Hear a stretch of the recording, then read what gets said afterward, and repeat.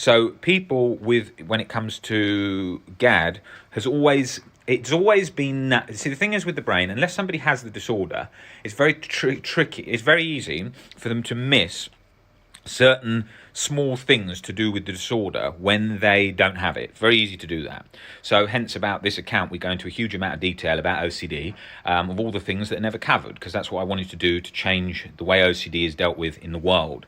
In relation to GAD, GAD is normally talked about as generalized anxiety disorder, being scared of work commitments coming up, scared of relationship problems, scared of health things, all over the place. So lots of just generally anxious sensations.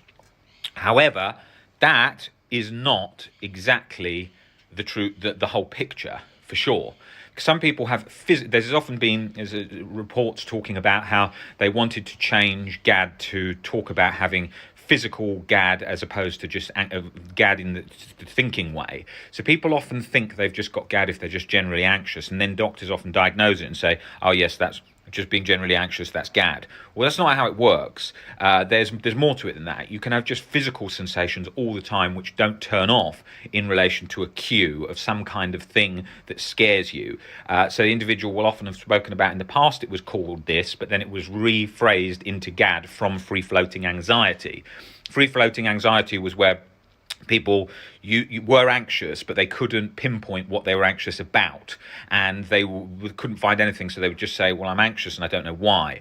So there's that going on too. So I imagine in the future what will happen is GAD will be broken down into having like physical anxiety version of GAD where there's no pinpointed thing, so like a kind of free-floating anxiety, as well as a generalized anxiety disorder where they're anxious about a whole range of things, but they can see what thing they're anxious about. Now this is obviously confusing for OCD sufferers who often have periods, because their nerves have been sensitized and they've been anxious for a long time, of I'm anxious right now, I've been anxious for so long, but I've forgotten what I was anxious about, but I still feel anxious. Maybe I've got GAD. No, you've got OCD, you just haven't got under the fear. So a lot of it overlaps.